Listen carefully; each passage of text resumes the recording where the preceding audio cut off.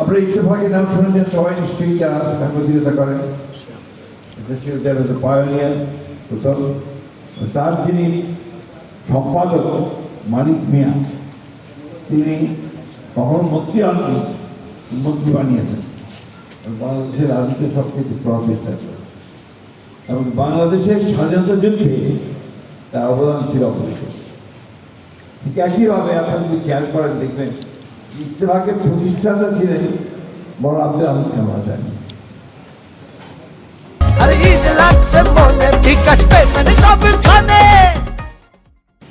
এই বিষয়গুলো আমি এই জন্য বলছি যে সাংবাদিকতাকে কখনো ছোট করে দেখার কোনো সুযোগ নেই।